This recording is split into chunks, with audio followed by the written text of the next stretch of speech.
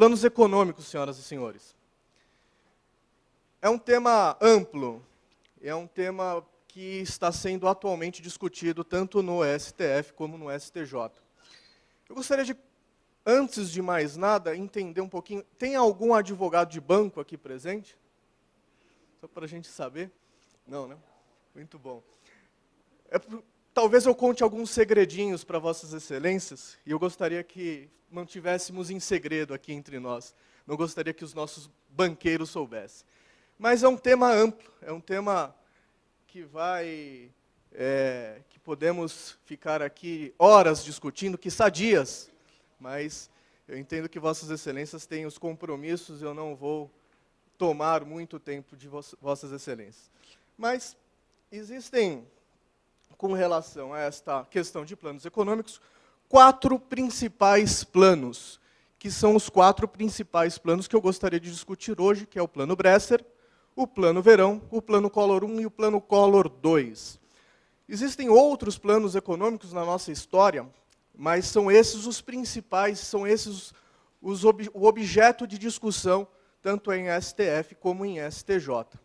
E, cronologicamente, eu vou começar pelo Plano Bresser, que é o primeiro plano econômico editado aí pela Resolução 1338, que foi publicado no dia 15 de junho de 1987. Mas antes de entrar especificamente na resolução do Plano Bresser, eu necessariamente, obrigatoriamente, tenho que falar para Vossas Excelências alguns acontecimentos anteriores, e eu começo pelo Decreto-Lei 2284, que foi publicado em março de 1986. Neste decreto-lei, em específico, criou-se a OTN, que é a Obrigação do Tesouro Nacional. Também criou-se critérios para a correção monetária das cadernetas de poupança. E, dentre outros critérios, dentre outras definições, o decreto-lei referido, ele determinou que, de 1º de dezembro de 1986 até 28 de fevereiro de 87, as cadernetas de poupança seriam corrigidas pela variação entre IPC e LBC. IPC é o Índice de Preço ao Consumidor e LBC, letras do Banco Central. Aquele índice, aquele indexador de correção monetária que apresentasse o melhor resultado para o investidor, seria ele escolhido e utilizado para a correção monetária. Ficou assim, então, definido até a resolução número 1216 de novembro de 86, que mudou a regra e definiu o seguinte: não, a partir de fevereiro de 87, as cadernetas de poupança terão como indexador a OTN, e a OTN obedecerá às letras do Banco Central como critério de correção monetária. Em fevereiro de 87, isso mudou novamente pela resolução 1265. Essas resoluções, senhoras e senhores, são editadas pela nossa autoridade monetária, Banco Central do Brasil. A resolução de fevereiro de 87 mudou novamente a regra e ficou definido que a OTN teria como indexador de correção monetária a variação entre IPC e LBC. Um pouco complicado, isso eu entendo. Até junho de 87. E a partir de julho de 87, as letras do Banco Central. Mudou-se novamente no dia... Eu gostaria de atenção à data de edição da Resolução 1336, que é do dia 11 de junho de 87. Ficou definido, não, muda de novo, e a partir até dezembro de 87, a OTN obedecerá o IPC ou LBC, aquilo que melhor apresentar o resultado.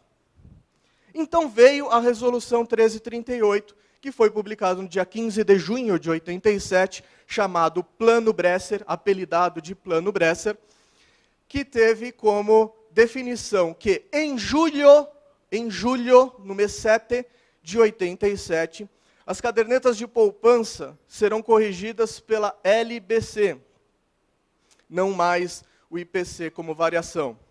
E a partir de agosto de 87, IPC ou LBC. E o que aconteceu? Por que isso gerou uma enxurrada de processos judiciais. Vejam, a data 15/6/87, em 15 de junho de 87, ficou definido que em julho, dali 15 dias, seria alterado um indexador de correção monetária. Acontece, senhoras e senhores, que uma caderneta de poupança é um contrato bilateral, é um contrato sinalagmático, importa direitos e obrigações para ambas as partes. E um contrato de poupança, ele se aperfeiçoa no momento em que o poupador, o investidor, entrega o dinheiro à instituição financeira, à casa bancária. Nesse momento fica determinado o seguinte: a minha obrigação de investidor é entregar um determinado dinheiro ao banco e deixar esse dinheiro por 30 dias com o banco. Essa é a minha obrigação. A obrigação da casa bancária é: faz o que quiser com o dinheiro durante esse trintídio, durante esses 30 dias, mas ela vai me devolver esse dinheiro depois no 30º dia, com, evidentemente, correção monetária e também com juros remuneratórios. Ela remunera o meu capital percentual de 0,5%. Esse é o contrato. E por isso ele se aperfeiçoa quando eu entrego o dinheiro. É a tradição. Entreguei o dinheiro, o contrato está aperfeiçoado.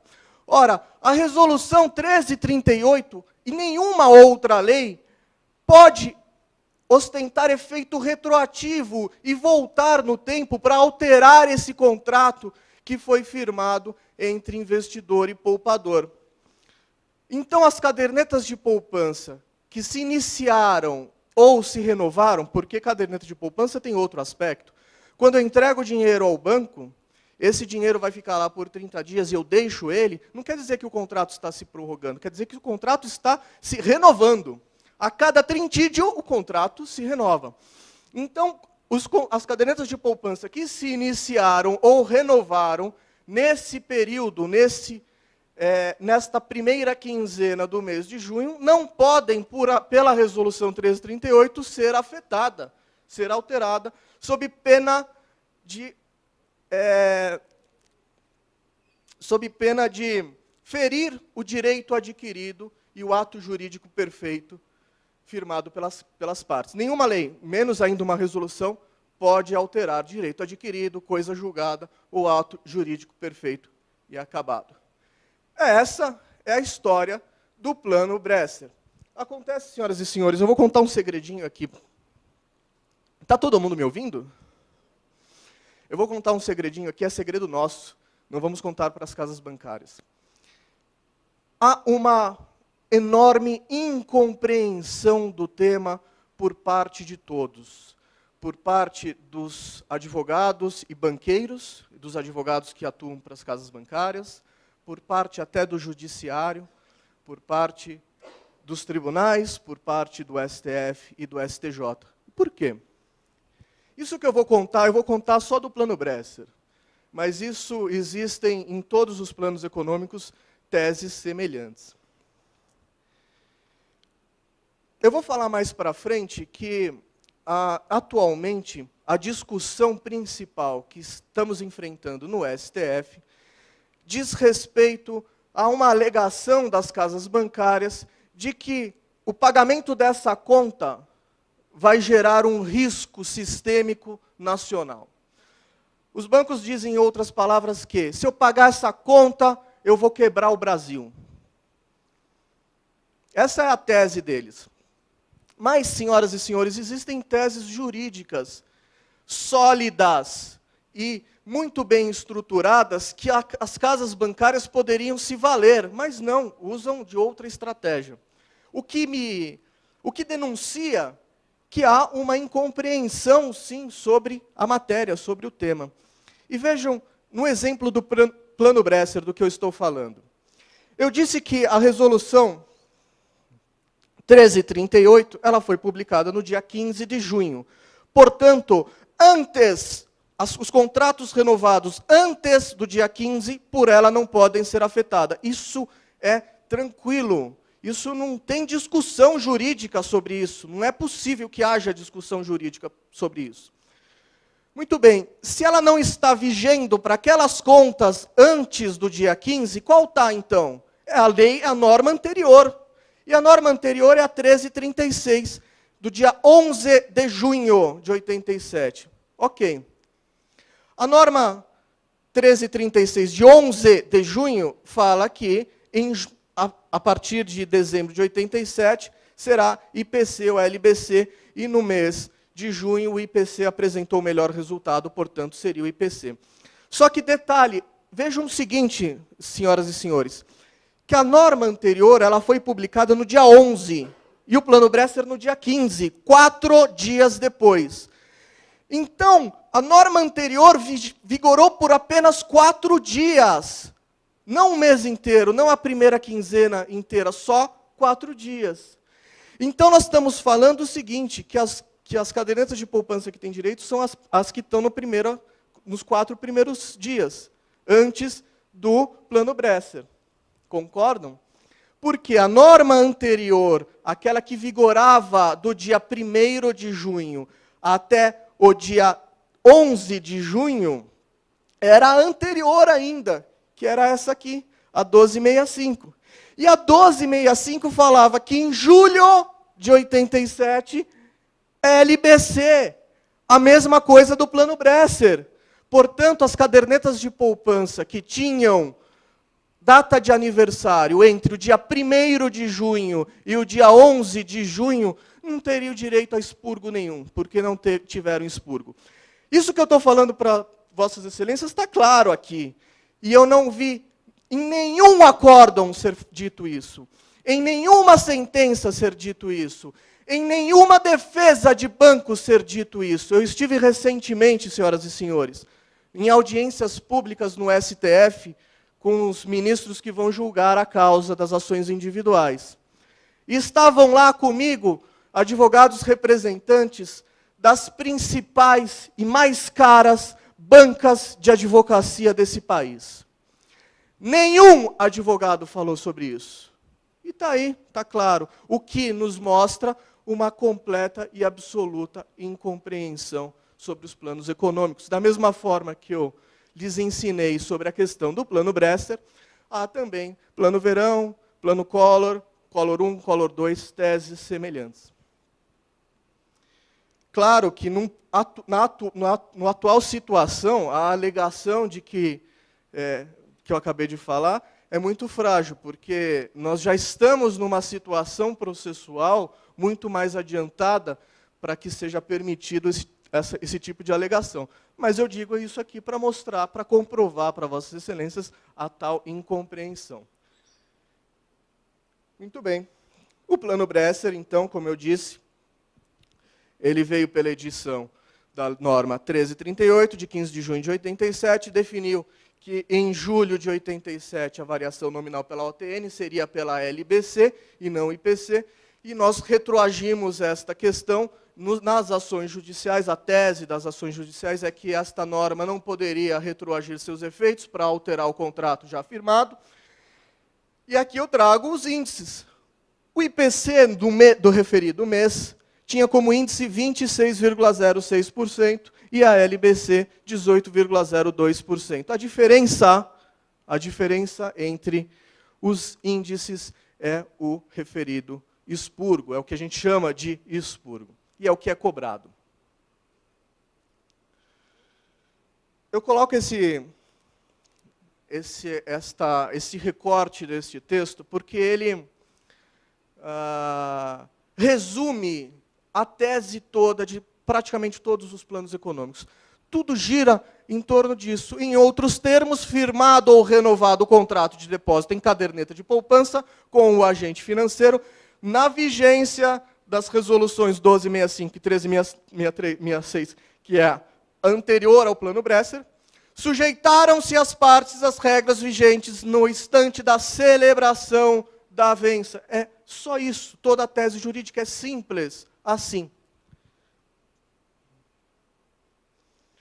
E aí sim, o segundo plano econômico, que foi editado pela medida provisória 32 e publicado no dia 15 de janeiro de 1989. Antes da medida provisória, antes da MP 32, vigorava a Resolução 1338, que é o Plano Bresser, que aqui criou o Plano Bresser. E ela definia que, a partir do mês 8 de 87, as correções monetárias das poupanças obedeceriam à variação entre IPC e LBC, aquilo que apresentasse o melhor resultado. E isso vigorou até janeiro de 89. Antes não houve nenhuma norma. E a MP definiu algumas coisas, alguns critérios. Houve lá, nesta ocasião, o congelamento dos preços, a reforma monetária e a alteração na regra da correção monetária das cadernetas de poupança. Resolução, medida provisória número 32. A mesma história, exatamente a mesma teoria que eu falei agora sobre o Plano Bresser. Em janeiro de 89, o IPC estava vigendo por força da Resolução 1338, que é lá o Plano Bresser. Então, estava vigorando o IPC em janeiro de 89. E, a partir de fevereiro, ficou determinado que a correção das cadernetas de poupança seriam feitas pela LFT, Letras Financeiras do Tesouro Nacional. Só que, a mesma história. A norma publicada no dia 15 de janeiro, nunca, jamais, em tempo algum, pode retroagir seus efeitos e alterar o ato jurídico perfeito e o direito adquirido dos poupadores. A tese dos bancos com relação a isso é o seguinte: ora, não sou eu, banco, quem define o critério de correção monetária. É a União. É o responsável pela correção monetária, é a União, o Banco Central que edita essas normas. Então, eu só estou seguindo a lei, só estou seguindo a norma. Isso daí é uma interpretação conveniente das casas bancárias, porque a interpretação correta é essa, é óbvio. Eu costumo falar, para visualizar bem essa questão, eu costumo dar uma hipótese, um exemplo hipotético. A correção monetária das cadernetas de poupança ela funciona da seguinte forma: eu entrego o dinheiro hoje para a casa bancária, no trintídio dali 30 dias, a casa bancária vai me pagar a correção monetária referente a um indexador pré-estabelecido, mas com um índice conhecido apenas no final, apenas quando se paga a correção monetária, é óbvio. Eu não tenho como prever o futuro. É feita a apuração da correção monetária daquele período no passado. Eu não tenho como fazer isso no futuro. Se eu tivesse, se fosse possível estabelecer qual é a correção monetária futura, e o banco fizesse o seguinte: olha, nós vamos fazer esse contrato hoje, o indexador de correção monetária é o IPC hoje, está vigendo, e o IPC nos ensina que a correção monetária é de 42,72%. Eu recebo os seus R$100, poupador, e já vou creditar R$ 42,72 na sua conta. Só que, por contrato, você tem que deixar por 30 dias, e daqui 30 dias eu devolvo R$ 142, ok? Ok. Se isso tivesse ocorrido, e no meio do caminho houvesse alteração do indexador de correção monetária, o banco ia lá tirar R$ 42 e deixar só R$ 22,35? Não. Ia continuar esse valor, porque foi isso que foi feito no início do contrato. Foi isso que vigorou no início do contrato. Simples assim. Então, é a interpretação conveniente do banco, da casa bancária, em pagar o índice menor, claro. Eu comecei a atuar nessa questão de planos econômicos, defendendo especialmente construtoras. E a tese era o seguinte: as construtoras tinham o financiamento da obra pelas casas bancárias, e no contrato de financiamento ficava estabelecido que as parcelas seriam pagas, corrigidas monetariamente, segundo o mesmo critério da caderneta de poupança, igualzinho. E as casas bancárias pagaram para o poupador o índice menor. Então eu entrei lá e cobraram dos mutuários e das construtoras o índice maior. Então eu entrava com ações judiciais para pleitear o índice menor, 22,35%, porque o contrato que eu tinha com o banco assim ensinava. E foi-se, nesta ocasião, já estava sendo pacificado nos tribunais a questão dos planos econômicos, e eu estava tomando perdendo todas as causas nesse sentido. Então eu migrei e passei a advogar para os poupadores, porque eu entendi qual que era a real situação desta questão. Então é simples, foi interpretação conveniente da casa bancária pagar aos poupadores o índice menor. Muito bem, senhoras e senhores. Aí sim, alguma dúvida com relação a... Mais para frente nós vamos poder debater tudo isso, mas se alguém quiser me interromper, por favor, fique à vontade e pergunte o que quiserem. Terceiro plano econômico que está sendo discutido é o plano Collor I. Quando eu, em palestra, discussão com cliente, debates, onde eu estou, e eu menciono o plano Collor, invariavelmente, eu vejo o semblante de muitas pessoas, as pessoas que viveram isso, mudarem imediatamente.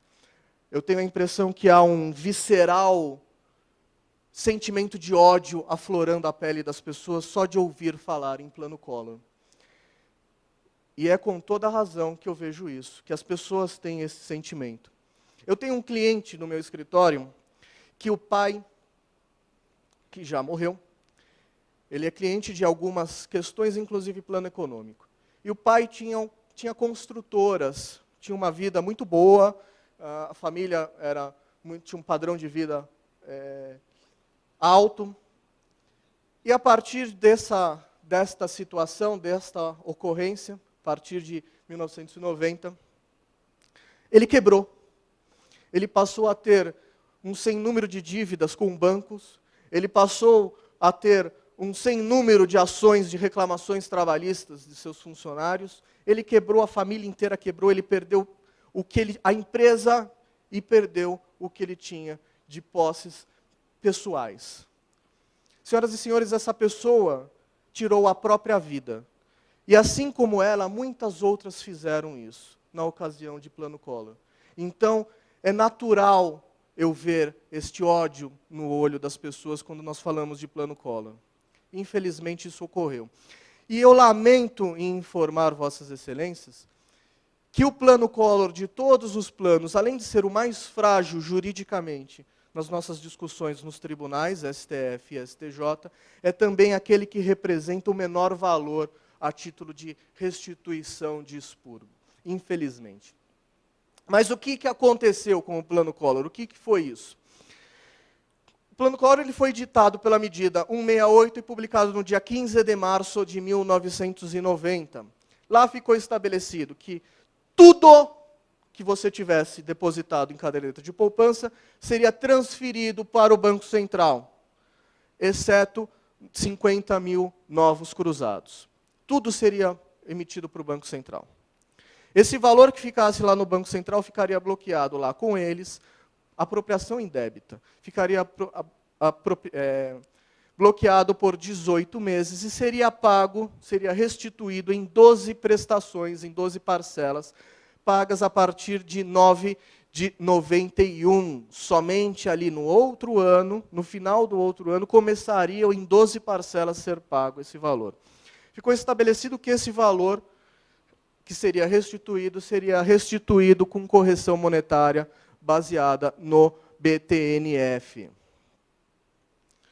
Também converteu-se esse valor que ficou desbloqueado em conta, esses 50 mil novos cruzados, converteu-se em cruzeiros. Para que Vossas Excelências tenham uma noção, 50 mil cruzados equivale a hoje equivale aproximadamente a 8 mil reais. Então, se você tinha 100 mil reais na conta, 92 foi para o Banco Central e você ficou com 8 só na conta, para viver por mais de 2 anos. Isso também tem um sentido histórico no nosso judiciário, que este fato levou milhares de pessoas com medidas cautelares distribuídas na Justiça Federal para que obtivessem liminares para liberar esse valor, desbloquear esse valor e ser restituído. O que aconteceu no plano Collor? Por que ele movimenta essas ações judiciais? Ele foi criado de uma forma... Está muito alto assim ou tá bom? Tá bom? Ele foi atropelado, tumultuado, feito de qualquer jeito. E o problema está no artigo 6º da norma. O artigo 6º ele vai definir que os valores bloqueados, aqueles valores ali transferidos para o Banco Central, serão corrigidos pelo BTN fiscal, pelo BTNF. Porém, não se falou em nada, em nenhum momento foi dito qualquer coisa com relação aos 50 mil novos cruzados ali, que ficou em conta poupança. Ora, senhoras e senhores, se a norma revoga parcialmente a norma anterior, vigora, com a parte não revogada, a norma anterior. Então, as cadernetas de poupança, por óbvio, deveriam ser corrigidas pelo IPC, pois vigorava da norma anterior. O IPC. Lá, daquela resolução, daquela emenda constitucional número 32. Essa é a principal teoria.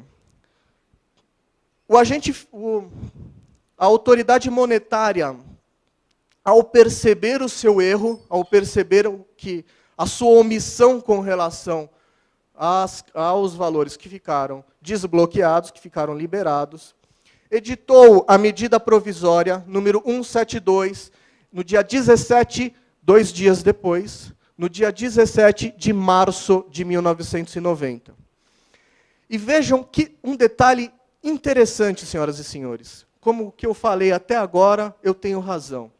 O próprio titular do direito das correções monetárias, que é a nossa autoridade monetária, ela percebe que os planos anteriores falharam com relação à questão do direito adquirido. E ele não faz o mesmo, não comete o mesmo erro aqui. Então, na MP 172, ele define que, na primeira quinzena de março, vai valer o IPC, que é o mês anterior. Por quê? Porque a medida provisória 168 é do dia 15. Então, eu não posso retroagir agora efeitos e mudar aquilo que começou antes do dia 15. Então, na primeira quinzena, março, vale o IPC e o percentual é de 72,78%. Na segunda quinzena de março, muda agora, então vale a MP 168 e vamos utilizar o BTN fiscal. Em abril, salvo os depósitos da segunda quinzena, evidentemente, porque é o BTN, mais uma vez, ele respeitando o direito adquirido, vale aí o IPC de 84,32% e em maio, a partir de maio, o BTN fiscal. A MP, senhoras e senhores, 172, ela foi revogada pela MP 174, que foi revogada pela MP 180, que foi revogada pela MP 184, que não foi convertida em lei. Portanto, deixa de existir no nosso sistema jurídico. A medida provisória que não é convertida em lei, ela cessa, perde os seus efeitos. Então, essa é a tese do Plano Collor. Ora, se a medida provisória 168 não definiu aqueles valores desbloqueados, qual seria o indexador de correção monetária, vale o anterior, lógico. E o anterior nos ensina que é o IPC, de 72,78%. A mesma tese, não há. E aqui ainda o próprio legislador nos ensina isso, nos ensina que a autoridade monetária não pode, e a Casa Bancária menos ainda, não pode conceder efeito retroativo à norma e alterar aquilo que foi feito antes. Muito bem. Só uma observação, em abril de 1990 o IPC era de 84,32% para todo mês, e em maio de 90 o IPC foi de 44,80%. E em junho? Porque aquela MP 189, ela foi editada no dia 30 de maio de 1990. E aqui houve a falha. Ele acertou ali antes, na questão do direito adquirido, e errou aqui. De novo, mais uma vez. Porque a MP 189, ela fala que em junho, ou seja, a partir de amanhã, Aqueles contratos que se iniciaram ou renovaram ontem, vai mudar. Não vai mais ser o IPC, e sim o BTN fiscal do dia 1º de junho. E aqui eu coloco com relação a isso, exatamente a mesma tese. Não pode a norma alterar o contrato que foi feito antes. E aqui uma ideia. No mês 5 de 90, o IPC era de 44,80% e BTN de 0%. Se Vossas Excelências procurarem os valores históricos das cadernetas de poupança em qualquer site que demonstre isso, Vossas Excelências vão encontrar isso aqui. No mês de maio de 1990, o índice de correção monetária está 0. Não é. Não deveria ser. Deveria ser 44,80%. Em junho de 1990, olha que coisa interessante. O IPC era de 2,49% e o BTN de 5,38%. Ah, então saímos prejudicados, né? Porque vale o IPC. Não. A norma fala que vale aquele indexador que apresentar o melhor resultado, e no mês de junho o melhor resultado está na BTN. Então, vale a BTN. Foi isso que aconteceu, senhoras e senhores. E aí sim, o plano Collor... Alguma dúvida, Collor 1? Plano Collor 2. O plano Collor 2, ele foi editado pela medida provisória 294 e publicado no dia 31 de janeiro de 1991. Em 1991, a partir desta MP, aconteceram algumas situações muito relevantes e muito importantes para os investidores de caderneta de poupança. Houve, em primeiro lugar, por essa medida, a extinção do BTN, não existe mais, e foi criado a TRD, que é a taxa referencial diária.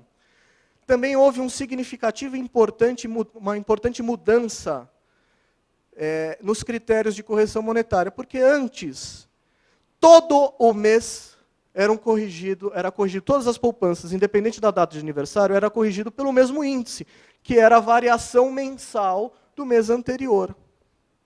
A partir de agora, não, é diária. O indexador de correção monetária, que não é indexador de correção monetária, vejam bem, senhoras e senhores, a TR não é indexador de correção monetária, mas tudo bem. Ela é diária. Então, depende da data de aniversário da sua conta poupança. A cada dia de aniversário, a cada dia de rendimento, vai ter um indexador, um índice de correção monetária diferente. E ficou definido o seguinte, e esse é o objeto de todas as ações. Para o mês de fevereiro, a norma ela foi publicada no dia 31 de janeiro. Para o mês de fevereiro, a poupança recebeu a atualização para cada dia, calculado da seguinte forma. BTN acumulado entre o último dia de rendimento e o primeiro dia de fevereiro. E, a partir do dia 1º de fevereiro até o dia do rendimento, do efetivo rendimento, a TR. Em outras palavras, senhoras e senhores, o trintídio de correção monetária, que ocorreu em janeiro, iniciou em janeiro e terminou em fevereiro. Os dias desse trintídio que estiverem dentro do mês de janeiro de 91, receberão correção monetária com base no BTNF. E os dias que estiverem no mês de fevereiro, receberão correção monetária pela TRD. Esta fórmula resultou numa situação também interessante. O BTNF foi de 20,21%. E a TR acumulada do mês foi de 12,77%. O que acontece então? Se eu tenho uma caderneta de poupança que tem a data de aniversário no dia 1º, e ela se renovou, ou eu depositei, ou se renovou no dia 1º, o trintídio de correção monetária está compreendido integralmente dentro do mês de janeiro. Portanto, será recebido o BTN integralmente. Aquela conta que aniversaria no último dia do mês de janeiro, o trintídio, os 30 dias de correção, estarão integralmente dentro do mês de fevereiro. Então, ela integralmente receberá a correção monetária pela TRD. Eu coloco aqui a média, que é a diferença de um para o outro, que é de 15,82. É complicado isso, né? Mas, se houver alguma dúvida, eu tento explicar de alguma outra forma. A tese dos poupadores com relação ao Plano Collor II é exatamente a questão do direito adquirido. Aqui talvez vocês entendam um pouco melhor o que eu acabei de falar. Então, a norma que foi publicada no dia 31 de janeiro de 91, ela não pode voltar e alterar as cadernetas de poupança que se iniciaram, se renovaram antes dela. Então, se eu tinha uma conta de poupança no dia 1º de janeiro, e foi paga no dia 1º de fevereiro, se eu tinha uma conta poupança que se iniciou ou renovou no dia 1º de janeiro, e a sua correção foi paga no dia 1º de fevereiro, não houve expurgo. Porque a casa bancária pagou isso aqui para o poupador, pagou os 20,21%. Ou melhor, desculpem, pagou isso aqui, 12,77%. Então não houve expurgo. Se eu tinha uma conta poupança que se iniciou no último dia de janeiro e foi paga lá no último dia de fevereiro, que é o dia 28, a casa bancária pagou os 12,77%. Portanto, houve aí um expurgo de 7,44%. Nas ações judiciais, o cálculo para se apurar qual foi o expurgo vai depender da exata data de aniversário daquela conta.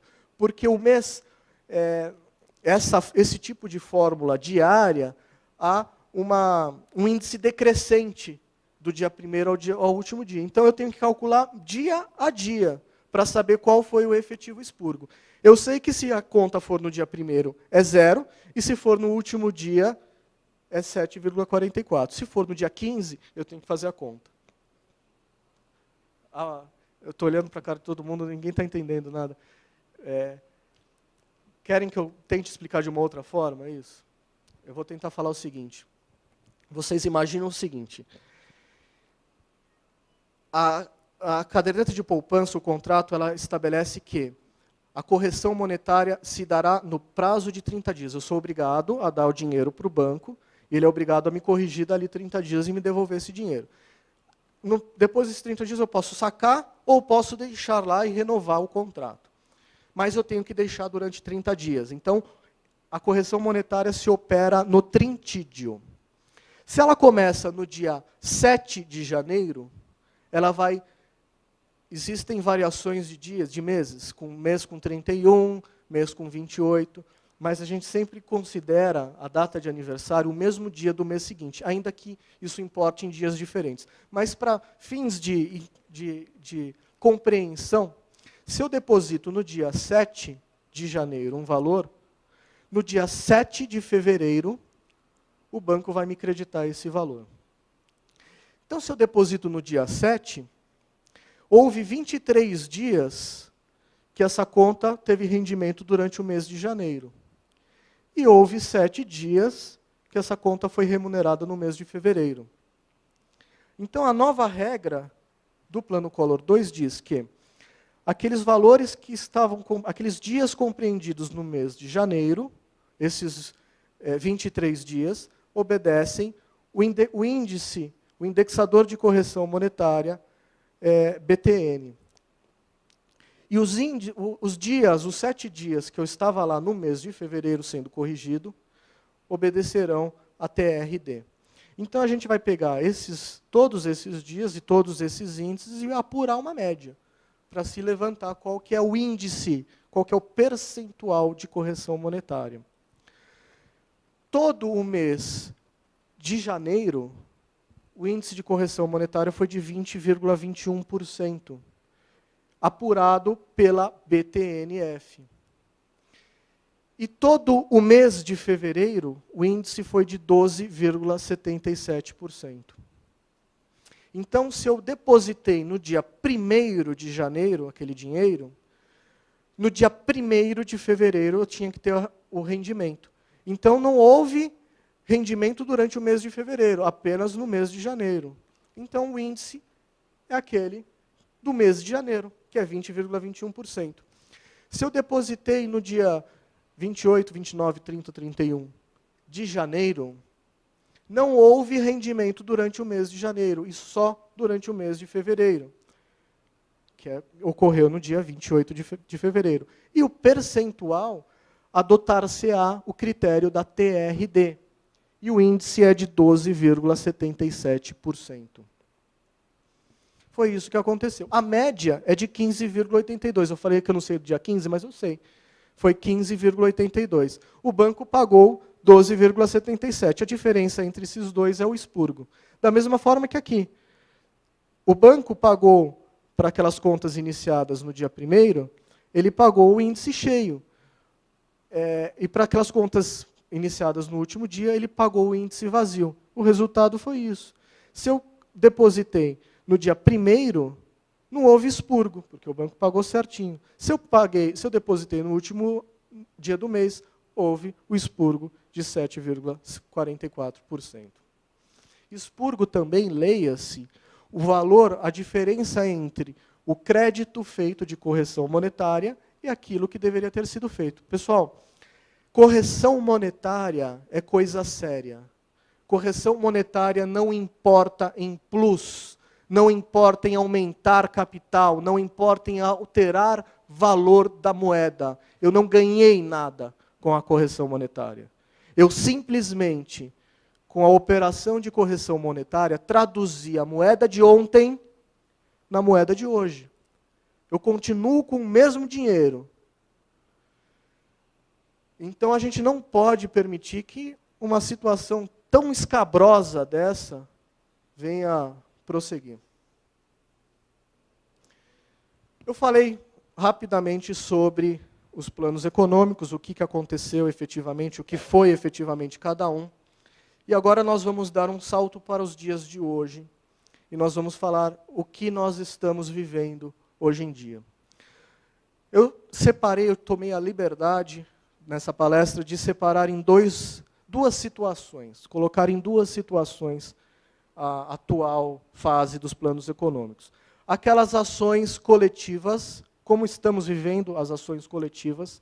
Ações coletivas todos sabem que são aquelas promovidas por um substituto processual, um sindicato, uma associação de proteção ao consumo, o Ministério Público, enfim. E depois vamos falar das ações individuais. Alguém aqui é autor, é parte em ação, salvo meu amigo aqui, Vicente? Eu não sou seu advogado, não, né? Depois nós vamos falar das ações individuais. Mas antes das ações coletivas. Como é que estamos vivendo o atual momento, o atual cenário? O que está acontecendo?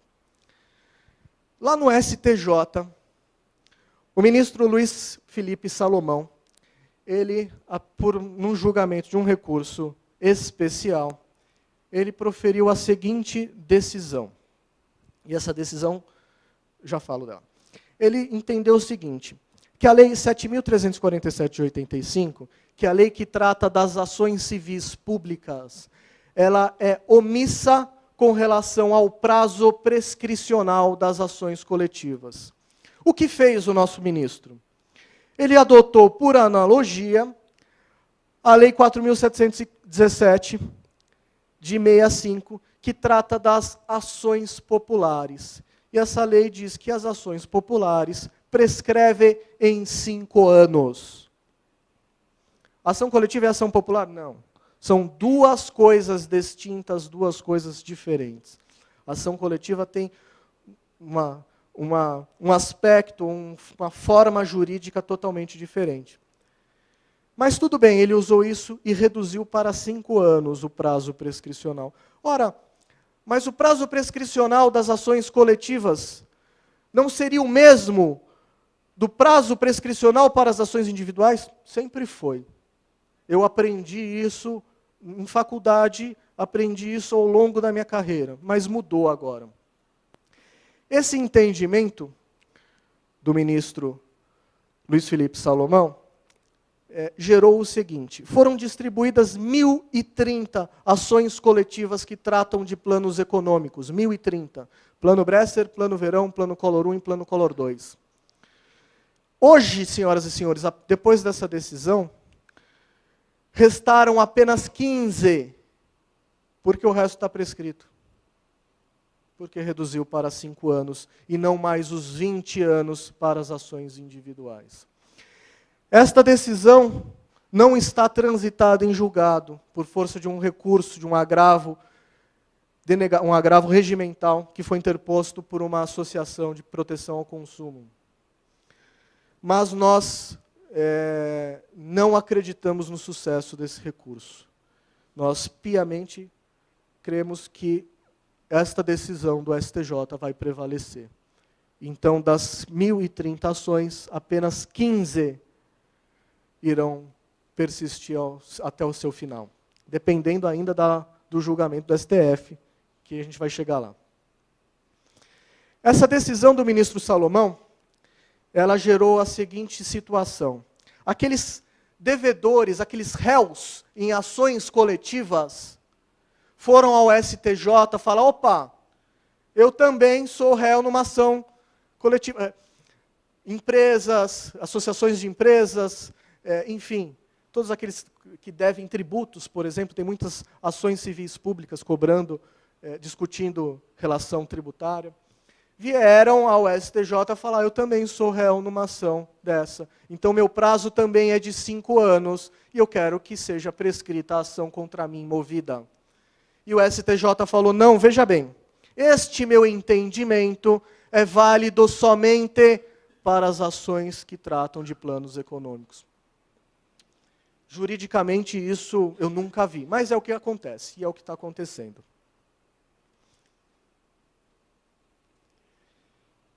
Eu numerei aqui as 5 ações coletivas válidas para o Estado de São Paulo, que já transitaram em julgado e já tiveram início nos seus cumprimentos de sentença. São eles: Bamerindos, Banco do Estado de Pernambuco, Banco do Estado da Bahia, Banco Nossa Caixa e Banco do Brasil. As ações coletivas movidas contra estes bancos já transitaram em julgado e as suas decisões valem aqui para o Estado de São Paulo. Quem tiver conta, quem teve conta, corre e vai pleitear o seu direito nessas ações coletivas. Eu vou aguardar quem quiser copiar. Eu vou disponibilizar isso também, no final. Eu posso disponibilizar todos os slides e as decisões que eu venho tratando aqui. Para quem quiser, eu mando por e-mail. Tá?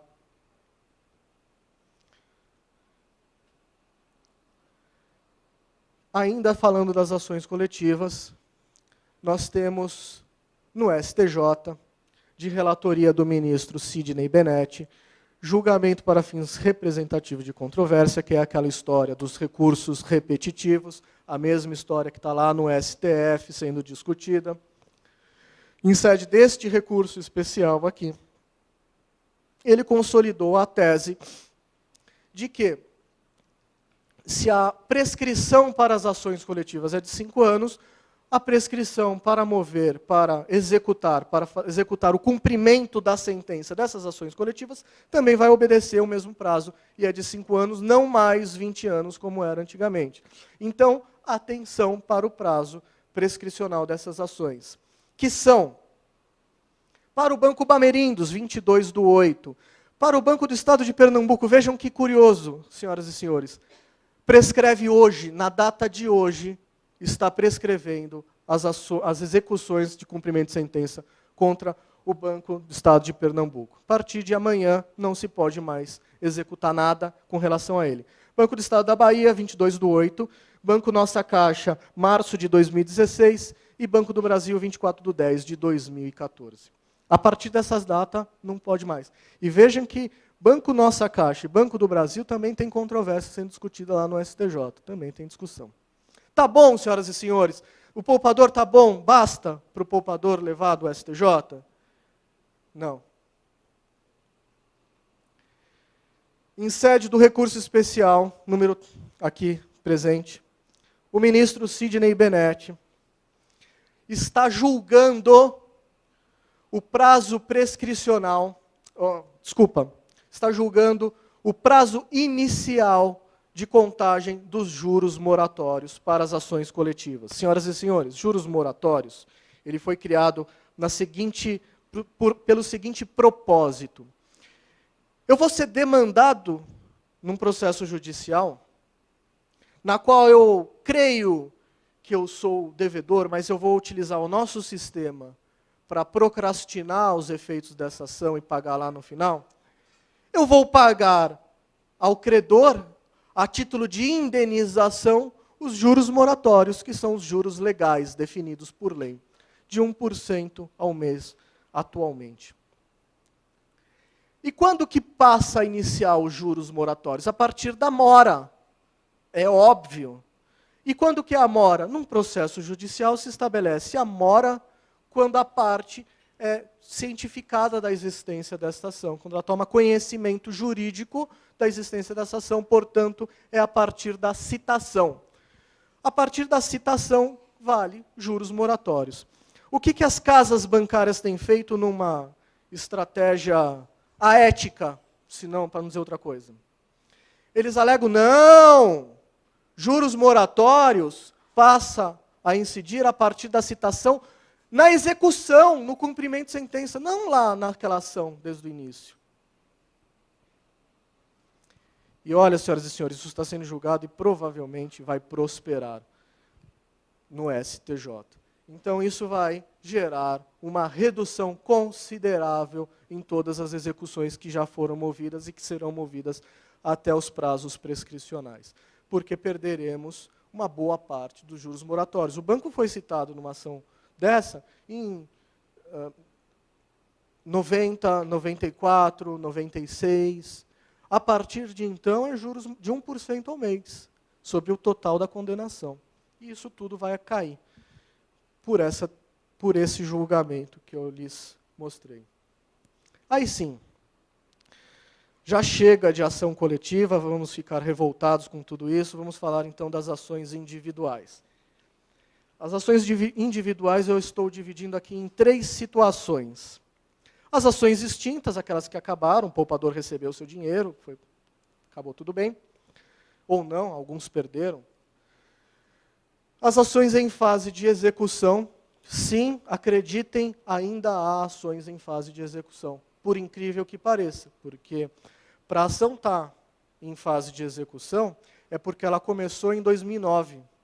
Porque a partir de 2009, o que não transitou em julgado está suspenso. Então, desde 2009 ainda tem muitos processos, e eu patrocino vários, em fase de execução.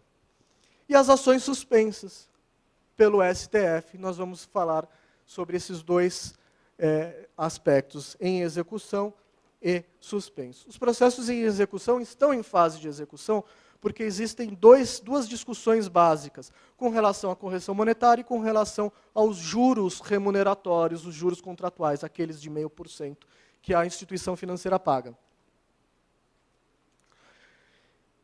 Existem decisões, a maioria, pelo menos a maioria que eu tive acesso, das decisões de primeiro grau, confirmadas no tribunal, condenam o banco ao seguinte: banco, você vai pagar o poupador a diferença do índice de correção monetária que você pagou para aquele que você deveria ter pago. Essa diferença você vai pagar.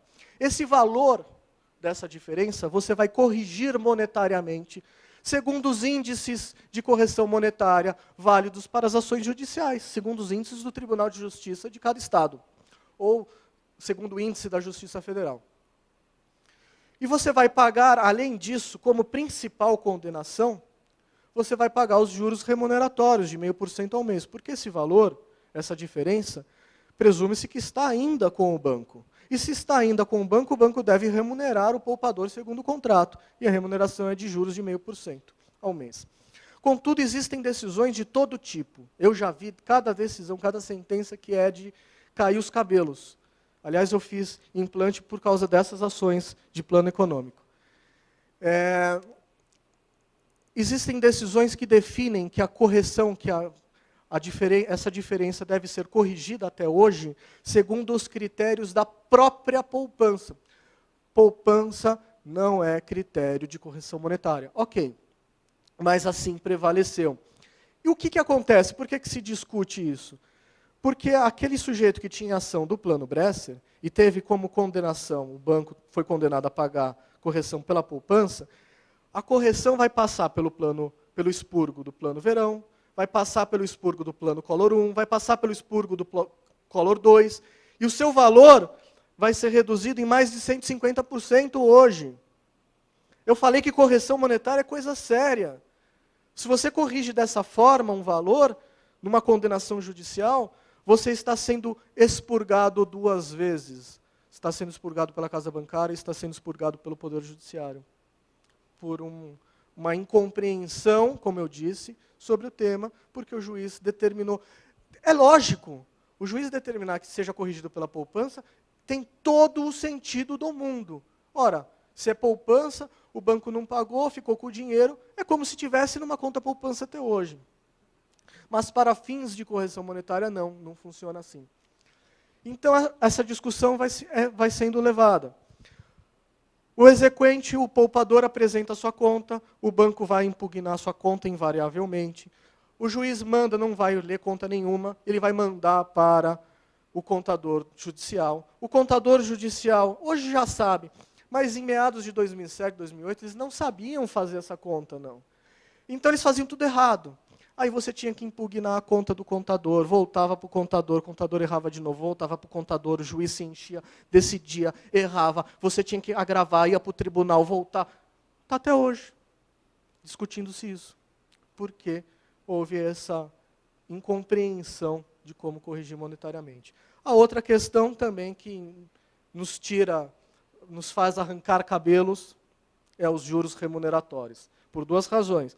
Uma nas decisões que não foram incluídos os juros remuneratórios, e é óbvio que eles são devidos, e outros porque o contador judicial não sabe calcular juros remuneratórios. Porque juros remuneratórios é juros de caderneta de poupança. É aqueles juros que se capitaliza mês a mês. Portanto, são juros compostos, não juros simples.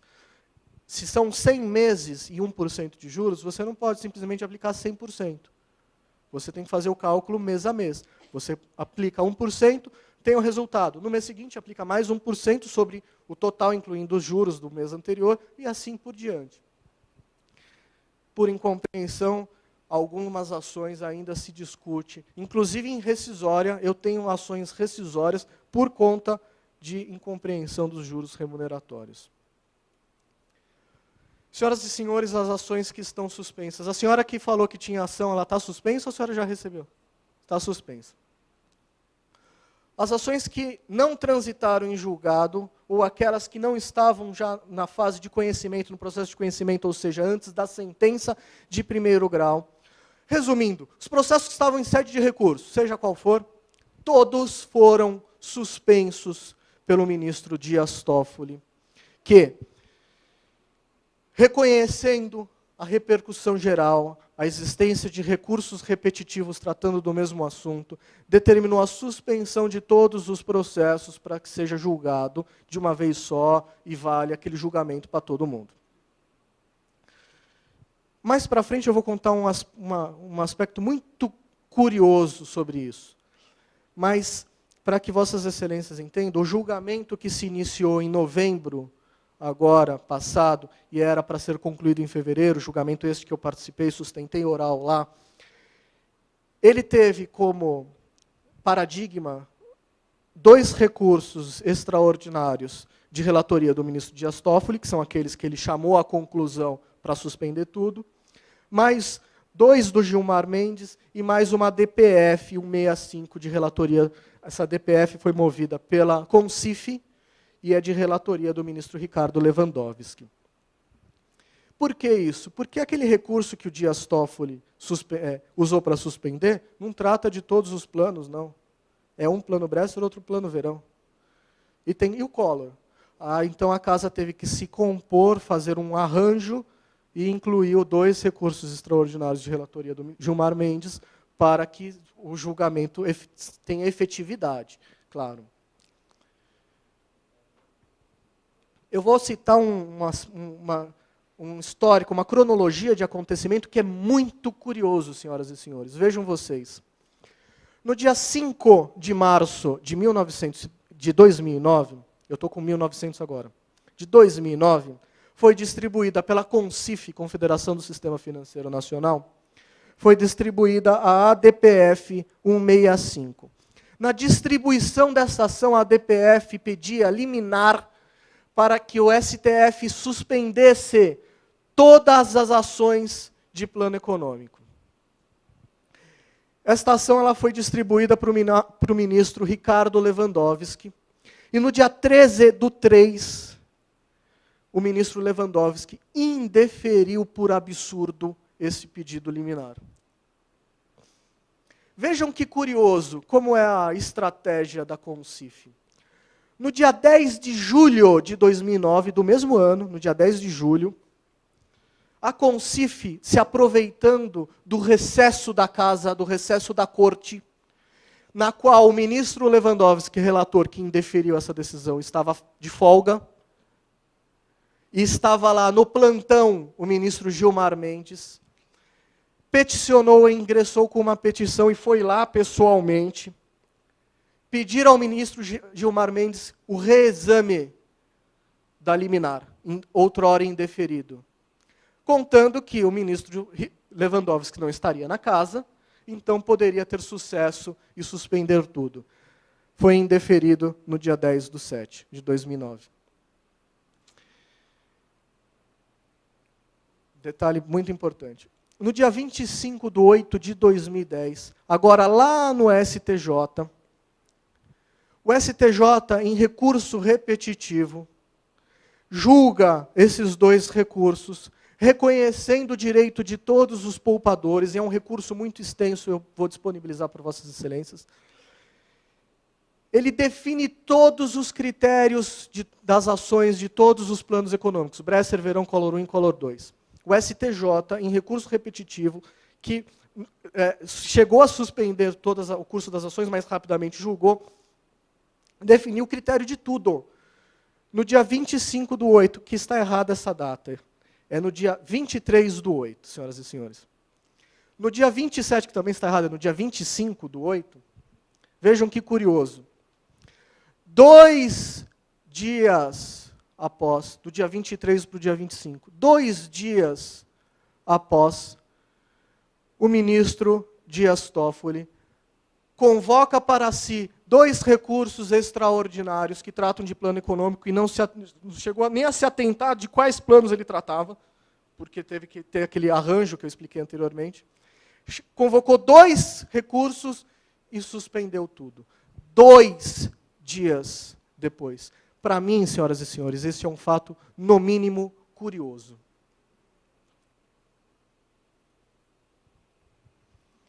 A principal... Bom, no STJ, o que vigora hoje são as discussões com relação a ações coletivas. E, especialmente, aquela ação que discute sobre a questão do início de prazo de juros e a questão da prescrição, que ainda não transitou em julgado. Mas, fora isso, o resto está no STF e está em sede deste julgamento aí que iniciou em novembro e que está se discutindo tudo isso. Não há, senhoras e senhores, nenhuma tese plausível ou uma tese razoável, jurídica dos bancos para se defenderem nisso. Se Vossas Excelências tiverem a curiosidade, assistam o julgamento. Verão que o julgamento que foi iniciado no dia 27 teve como sustentação os bancos. Os advogados dos bancos lá, entre Eros Grau, Arnold Wald, enfim, outros grandes advogados do Brasil, defendendo os planos econômicos, e vocês vão ver que não há tese sustentável jurídico para defendê-los. É só encheção. Porém, no dia seguinte, no dia 28, vocês vão ver, e isso não só pelo julgamento, pela sustentação oral, mas pelas peças juntadas no processo, vocês vão ver o que me causa muita estranheza, é a presença da União e do Banco Central do Brasil discutindo essas questões em favor dos banqueiros. E aí sim, senhoras e senhores, é o que me parece que a tese deles vem sensibilizando os ministros. A tese deles é a do risco sistêmico. Eles alegam que, se a gente pagar essa conta, se as casas bancárias pagarem essa conta, não haverá amanhã para o sistema bancário. Eles se valeram, a União se valeu, de um parecer elaborado pela FEBRABAN, Federação dos Bancos. A FEBRABAN, não tenho como aceitar que uma FEBRABAN apresente um laudo imparcial.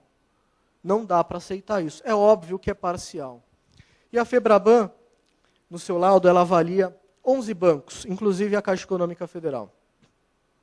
E ela apura que houveram 515 mil ações individuais distribuídas. No total, algumas já acabadas, outras extintas por qualquer razão, improcedência. 515 mil ações. Isso em 2008. Mas que a relevância maior de tudo isso não está nessas 515 mil ações, estão nas ações individuais, nas ações coletivas, que existem lá 1.030 ações coletivas, ou seja, todo mundo vai ter direito ao expurgo inflacionário. Então, todo mundo vai receber esses valores. E ele aponta, como valor estimado, 105 bilhões de reais. 105 bilhões de reais, senhoras e senhores. Sendo que 35 bilhões seria apenas a condenação da Caixa Econômica Federal, o que equivaleria a 3 vezes o seu patrimônio líquido. Então, vai quebrar a Caixa Econômica Federal se ela pagar isso. Conclusão do parecer da União. A União fala isso. O desarranjo macroeconômico resultante das perdas poderá comprometer por anos a sustentação do crescimento econômico do país. Por isso, estou aqui com base num parecer da FEBRABAN para pedir a improcedência de todas as ações individuais e coletivas. O resultado disso seria drástico, né? A senhora que move a ação, o meu colega e milhares de outros poupadores que, em caso de improcedência das suas ações, sofrerão o ônus da sucumbência. Então, e a gente que advoga para essas pessoas, vamos ter que defendê-las desse ônus, dessa sucumbência. Então, além das pessoas perderem os seus direitos, esse direito é evidente, é claro, além dela perder esse direito, elas vão sofrer consequências jurídicas financeiras. O economista Roberto Luiz Troster, este economista, ele foi economista-chefe da FEBRABAN por anos. Ele saiu nesta ocasião, e não foi por marra, não foi por birra que ele fez esse parecer, não. Ele foi porque é um parecer real. Ele estima que em 31 de janeiro, estima não, ele apura, isso não é estimado, é apurado. É diferente dos 105 bilhões que é folclore. Ele apura 36 milhões de novos cruzados depositados nas cadernetas de poupança. Eu estou falando só do plano verão, porque o plano Bresser e o plano Collor utilizam outro critério, os valores são bem menores. O valor expressivo de tudo isso, considerando os 4 planos econômicos, está no plano verão. Não está no Bresser nem no Collor 1, muito menos no Collor 2, que é o mais frágil de todos. O economista apura que na primeira quinzena, portanto seria o momento em que as pessoas tinham direito, porque na segunda quinzena não tem ação nenhuma proposta, haveriam 48,39% dos depósitos. Ou seja, se você fizer uma análise linear durante o mês, você entende que na primeira quinzena do mês de janeiro, 48,39% dos depósitos estavam lá. Portanto, 17,5 milhões de novos cruzados. Esses 17,5 milhões de novos cruzados tiveram 20,46% de expurgo. que é a diferença entre o índice que o banco pagou para aquele que ele deveria ter pago. Portanto, haveria no plano verão 3,58 milhões de novos cruzados expurgado e cobrado efetivamente. Esse valor, corrigido para a data de hoje, equivale a 29 bilhões de reais. Portanto, um valor muito inferior ao valor apurado ali pela Febraban. Esse é um aspecto... Pois não.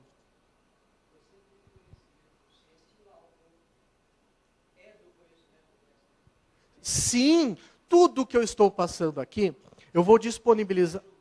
Está nos autos. Tudo. De todos. Porque foi juntado tudo de uma vez só. Então, tudo que um recurso extraordinário ou a DPF recebem todos. Porque vai ser julgado conjuntamente. Isso foi um outro equívoco do STF.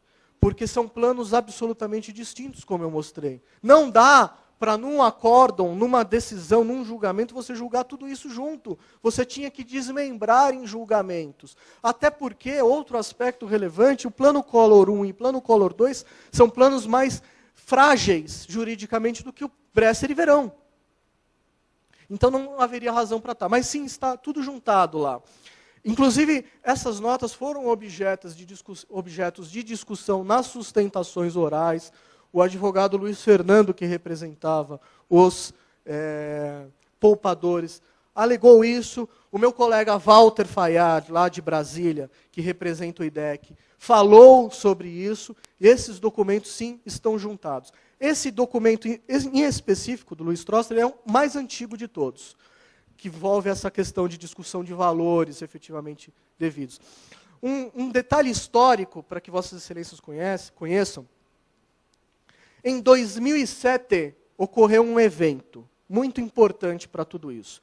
Em 2007, às vésperas da prescrição do Plano Bresser, uma jornalista do jornal impresso Estado de São Paulo publicou uma matéria com o título: Bancos ficarão com 1,9 trilhões de reais dos poupadores. E explica que, a partir do mês de julho, haverá a prescrição, e quem entrou, entrou, quem não entrou, não entra mais, e quem foi atrás do seu direito não vai mais poder. Portanto, esse dinheiro todo vai ficar com os bancos. Foi uma manchete sensacionalista, mas foi uma manchete que gerou o quê? No Brasil inteiro só se falava nisso nessa ocasião, em 2007. Eu, pessoalmente, atendia no meu escritório, entre rádio, televisão e imprensa escrita, 4, 5, 6 jornalistas por dia. Isso fez com que a população, em geral, tivesse muito facilmente acesso a essa informação. E como era tanta imprensa falando sobre isso, houve uma credibilidade no assunto muito grande, o que gerou milhares de ações propostas. Aqui na Avenida Paulista, na Justiça Federal, no Juizado Especial Federal, no prédio do Juizado Especial Federal, às vésperas da prescrição, haviam filas de advogados e estagiários, filas que davam mais de uma volta no quarteirão, com calhamaços de iniciais para serem distribuídas. É óbvio que isso gerou, até então, as casas bancárias elas se limitavam a apresentar suas defesas procrastinatórias nas ações individuais e as defesas procrastinatórias nas ações coletivas. Não faziam mais nada, eles estavam calmos. A partir desse momento, aí houve um movimento mais rigoroso das casas bancárias, por intermédio da Febraban e da Concif, para a defesa dos seus interesses. Levando aí a essa situação, tanto no STJ como no STF. Mas sim, tudo juntado. Eu disponibilizarei por e-mail a quem quiser todos esses documentos, mas se vocês quiserem também, vocês podem ter acesso pela própria internet, no próprio recurso, porque esses documentos são públicos.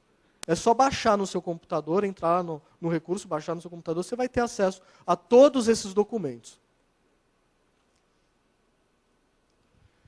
Esse é um aspecto extremamente relevante e importante para tudo isso, que são as provisões do banco, que foram apuradas em 2008.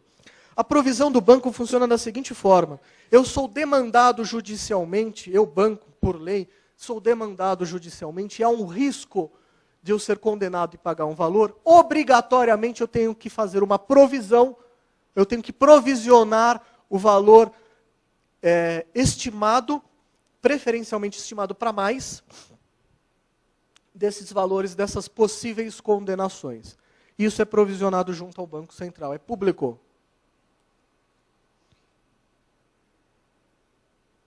Se nós fizermos... Pois não.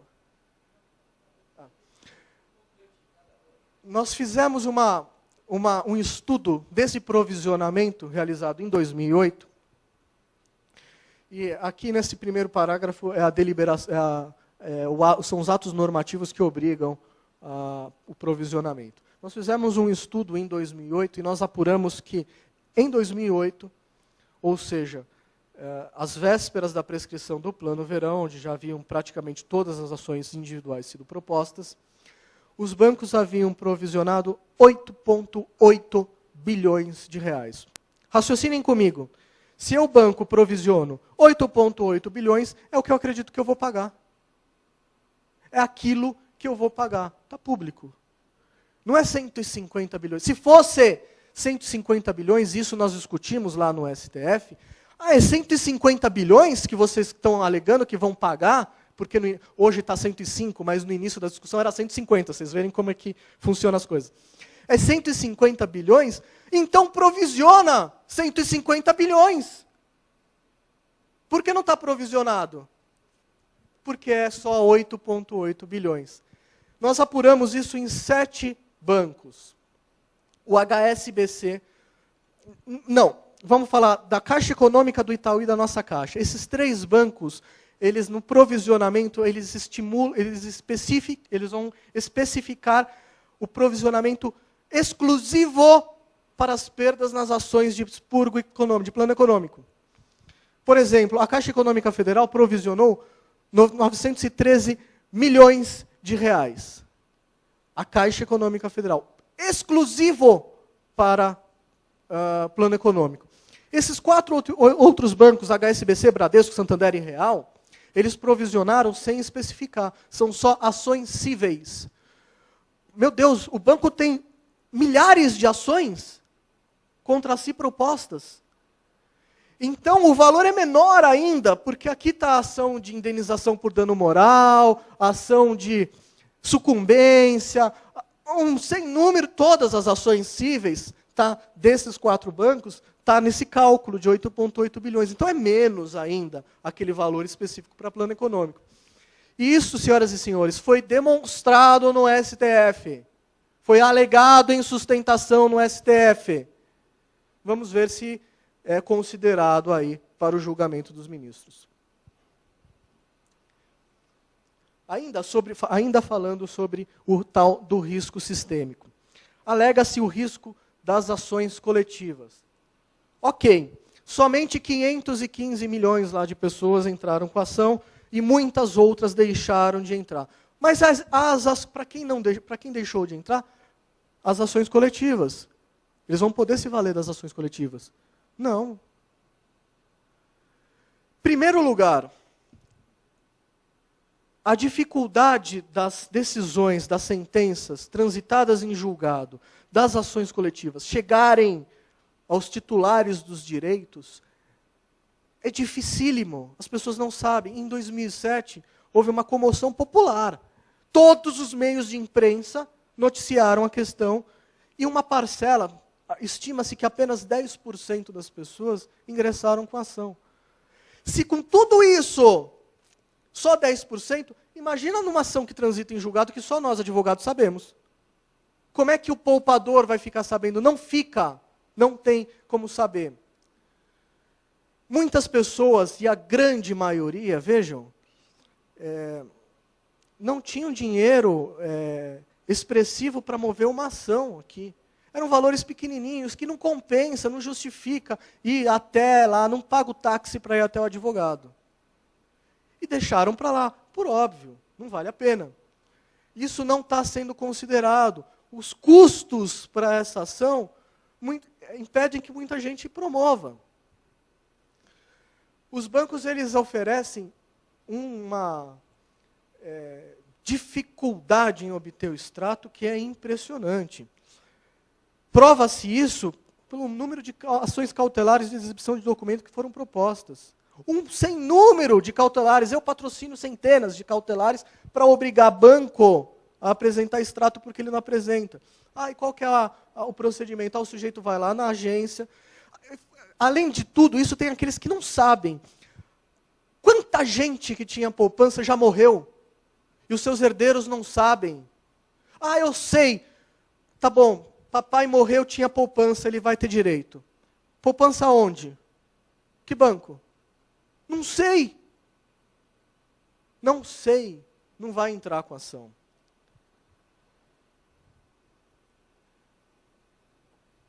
Existe uma discussão importante também com relação às ações coletivas, que é a abrangência territorial de cada ação coletiva. Eu entendo que, pelo fundamento essencial de uma ação coletiva, a abrangência territorial seja nacional.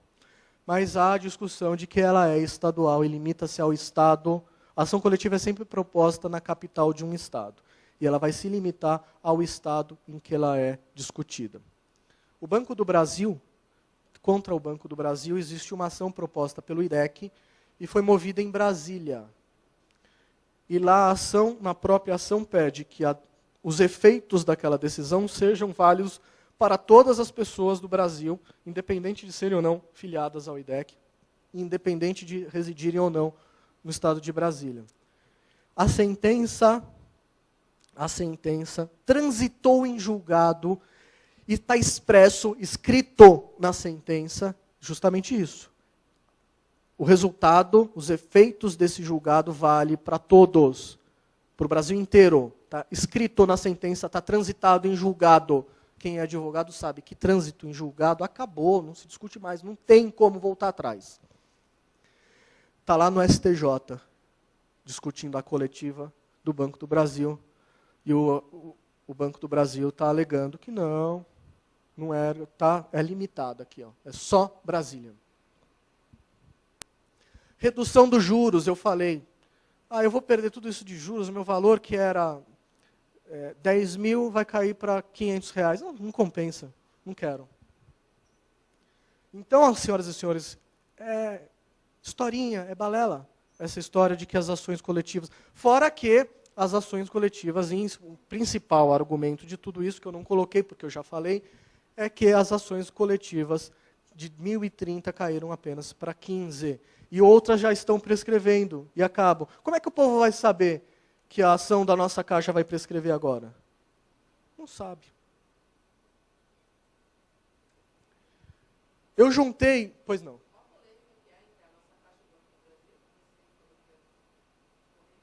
A polêmica entre o Banco da Nossa Caixa e o Banco do Brasil? Não, as ações elas têm sido propostas todas contra o Banco do Brasil. Tá? Mesmo aquelas que... Isso daí eu não tenho visto... tem a discussão. O banco apresenta esse argumento invariavelmente. Mas isso eu não vejo como algo relevante. O fato da nossa Caixa ter sido incorporada pelo Banco do Brasil, eu não vejo isso como um fator relevante. Tá? O que importa é que a ação da nossa Caixa, aquela ação coletiva proposta inicialmente pela contra a nossa Caixa, quem vai sofrer as consequências é o Banco do Brasil. Mas se eu tenho conta no Banco do Brasil, eu não posso me valer dessa ação, porque ela originalmente era contra o Banco Nossa Caixa. Eu tenho que só vale para quem tinha conta na nossa Caixa. Tá? Eu junto para o STF, o colega perguntou, isso aqui também está juntado lá. Um relatório do Banco Suíço, Credit Suisse. Esse banco, ele me consultou algumas vezes para fazer, até chegar nesse relatório. O que aconteceu?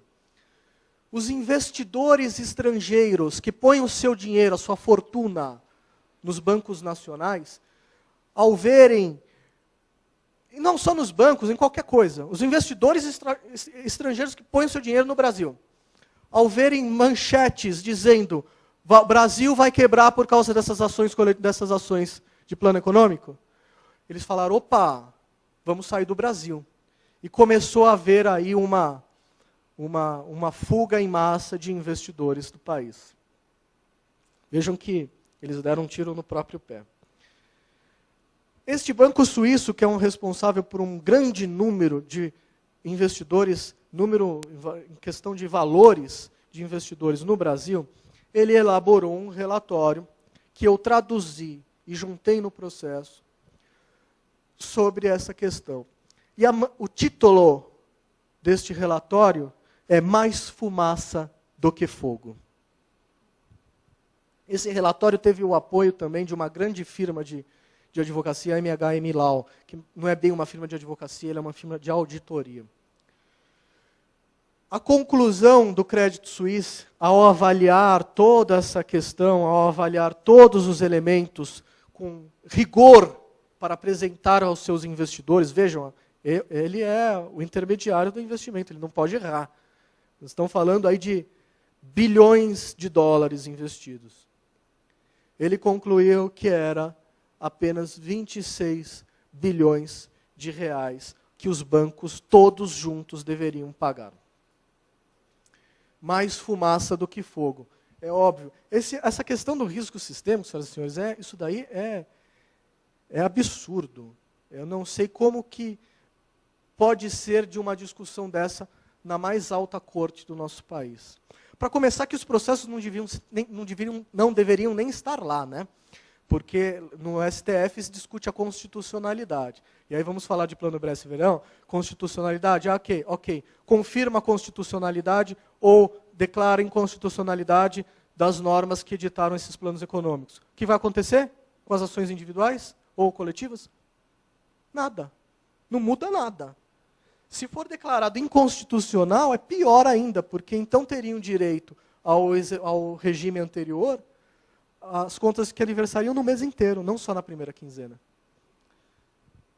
Mas sobre o risco sistêmico, eu junto, isso está disponível a todos que queiram, o relatório do Banco Credit Suisse, que demonstra aritmeticamente, por fundamentos muito bem elaborados, que não é nada disso. Não há risco. Senhor investidor, não há risco. Fique tranquilo, continue o investimento.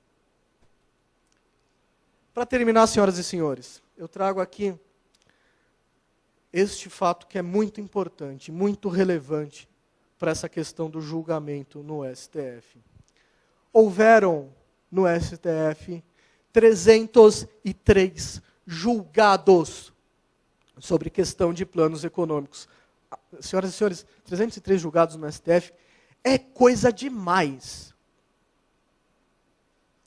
Quando a gente fala em pacificação jurisprudencial, num tribunal estadual, tem uma relevância. Quando a gente fala em pacificação jurisprudencial no STF, nós estamos falando de um caso sumulado que teve aí 4, 5 julgados no STF.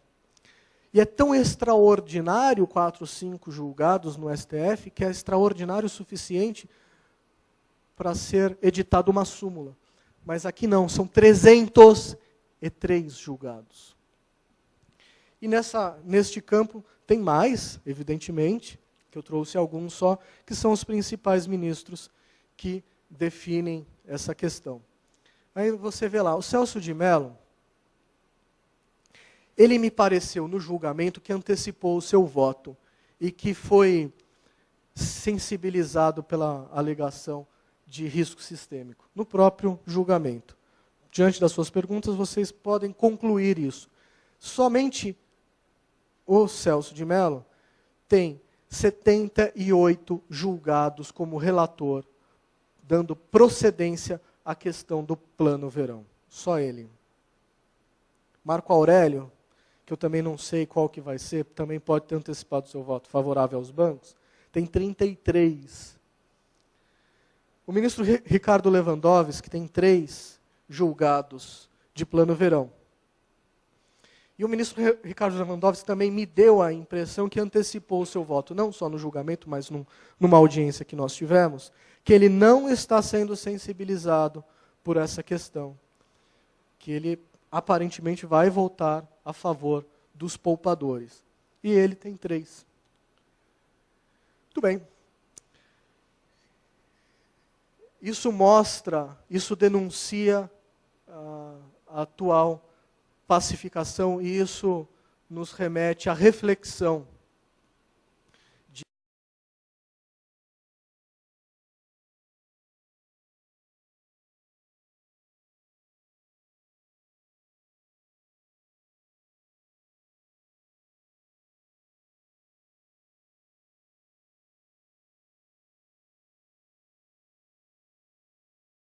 planos econômicos, senhoras e senhores. É um tema amplo, é um tema que está sendo atualmente discutido tanto no STF como no STJ. Eu gostaria de, antes de mais nada, entender um pouquinho. Tem algum advogado de banco aqui presente? Só para a gente saber. Não, né? Muito bom. Talvez eu conte alguns segredinhos para Vossas Excelências, e eu gostaria que mantivéssemos em segredo aqui entre nós. Não gostaria que os nossos banqueiros soubessem. Mas é um tema amplo, é um tema que que podemos ficar aqui horas discutindo, quiçá dias, mas eu entendo que Vossas Excelências têm os compromissos, eu não vou tomar muito tempo de Vossas Excelências. Mas existem, com relação a esta questão de planos econômicos, 4 principais planos, que são os 4 principais planos que eu gostaria de discutir hoje, que é o Plano Bresser, o Plano Verão, o Plano Collor I e o Plano Collor II. Existem outros planos econômicos na nossa história, mas são esses os principais, são esses o objeto de discussão, tanto em STF como em STJ. E, cronologicamente, eu vou começar pelo Plano Bresser, que é o primeiro plano econômico editado aí pela Resolução 1338, que foi publicado no dia 15 de junho de 1987.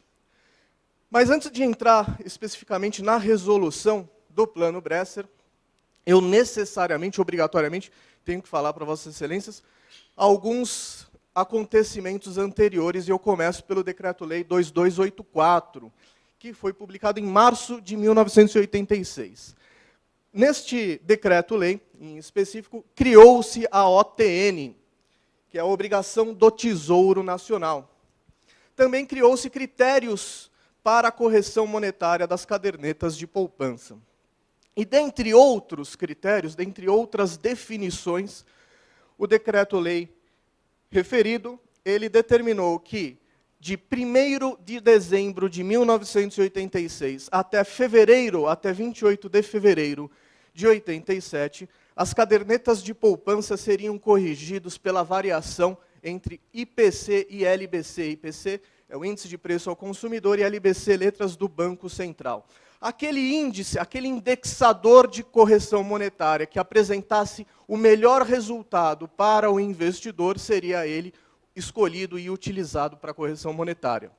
Ficou assim, então, definido até a resolução número 1216, de novembro de 86, que mudou a regra e definiu o seguinte: não, a partir de fevereiro de 87, as cadernetas de poupança terão como indexador a OTN, e a OTN obedecerá às letras do Banco Central como critério de correção monetária. Em fevereiro de 87, isso mudou novamente pela resolução 1265. Essas resoluções, senhoras e senhores, são editadas pela nossa autoridade monetária, Banco Central do Brasil. A resolução de fevereiro de 87 mudou novamente a regra e ficou definido que a OTN teria como indexador de correção monetária a variação entre IPC e LBC. Um pouco complicado, isso eu entendo. Até junho de 87. E a partir de julho de 87, as letras do Banco Central. Mudou-se novamente, no dia, eu gostaria de atenção à data de edição da Resolução 1336, que é do dia 11 de junho de 87. Ficou definido, não, muda de novo, e a partir até dezembro de 87, a OTN obedecerá o IPC ou LBC, aquilo que melhor apresentar o resultado. Então veio a Resolução 1338, que foi publicado no dia 15 de junho de 87, chamado Plano Bresser, apelidado de Plano Bresser, que teve como definição que em julho, no mês 7 de 87, as cadernetas de poupança serão corrigidas pela LBC, não mais o IPC como variação. E a partir de agosto de 87, IPC ou LBC. E o que aconteceu? Por que isso gerou uma enxurrada de processos judiciais? Vejam, a data 15 de 6 de 87. Em 15 de junho de 87, ficou definido que em julho, dali 15 dias, seria alterado um indexador de correção monetária. Acontece, senhoras e senhores, que uma caderneta de poupança é um contrato bilateral, é um contrato sinalagmático, importa direitos e obrigações para ambas as partes. E um contrato de poupança, ele se aperfeiçoa no momento em que o poupador, o investidor, entrega o dinheiro à instituição financeira, à casa bancária.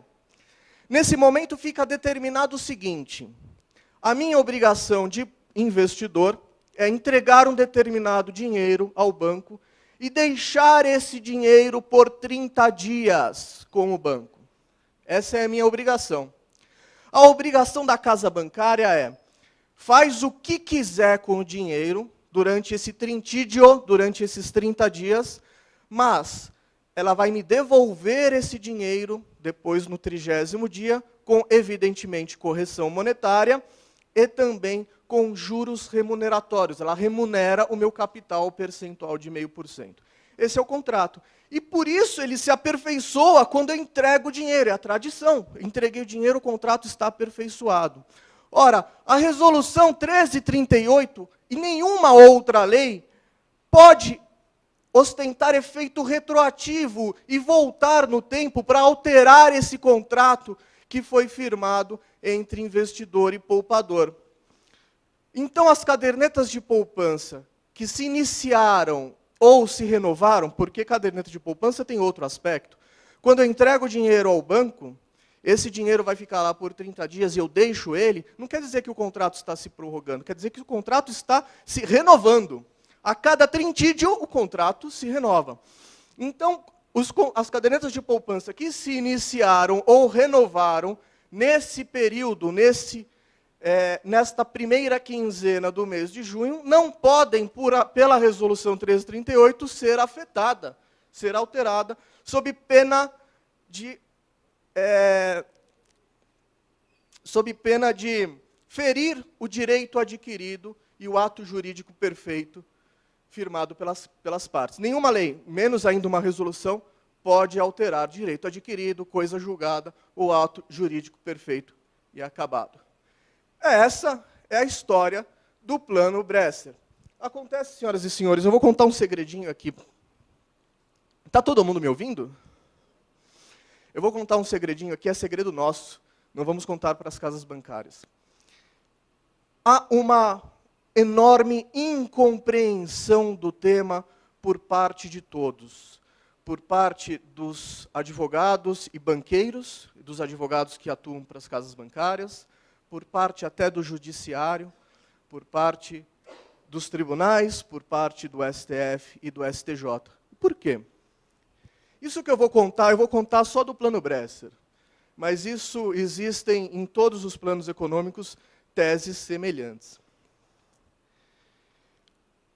Eu vou falar mais para frente que, atualmente, a discussão principal que estamos enfrentando no STF diz respeito a uma alegação das casas bancárias de que o pagamento dessa conta vai gerar um risco sistêmico nacional.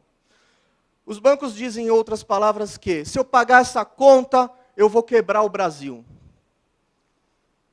Essa é a tese deles.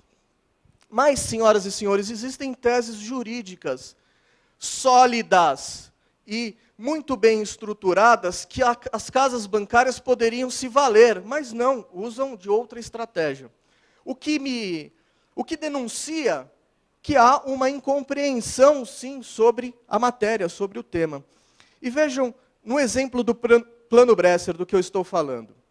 Eu disse que a resolução 1338, ela foi publicada no dia 15 de junho.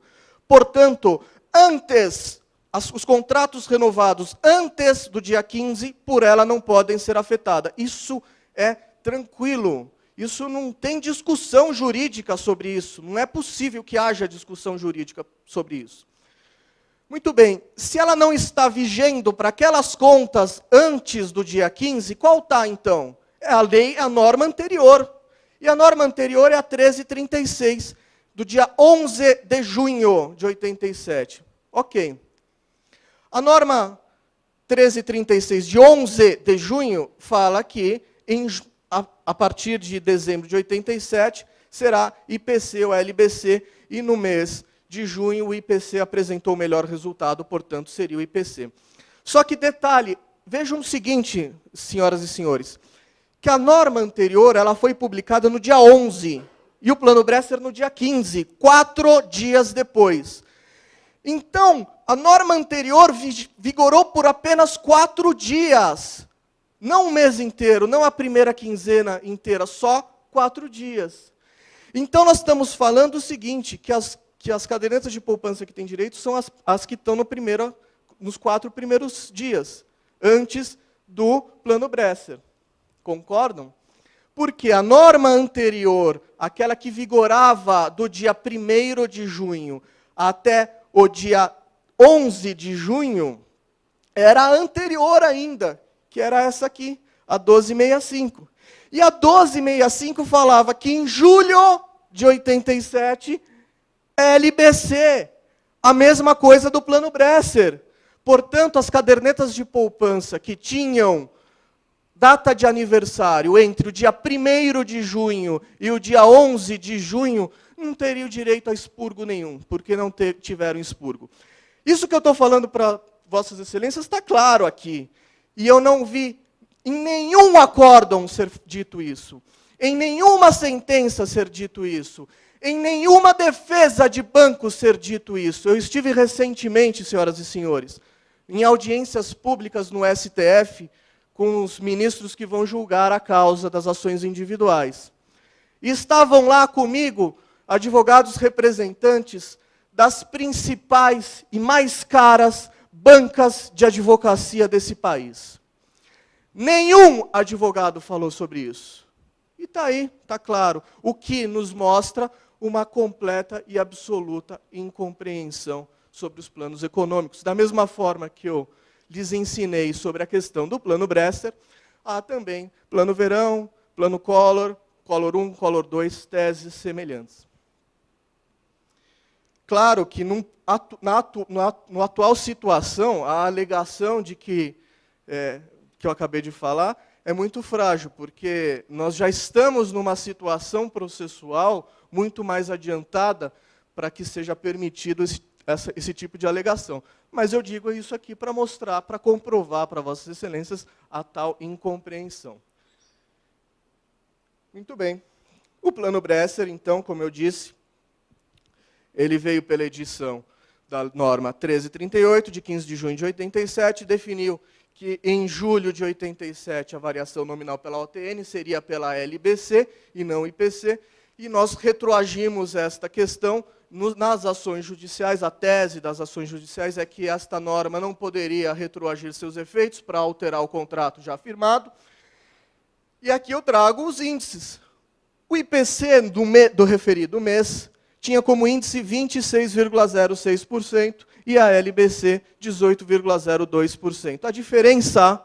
A diferença entre os índices é o referido expurgo, é o que a gente chama de expurgo, e é o que é cobrado.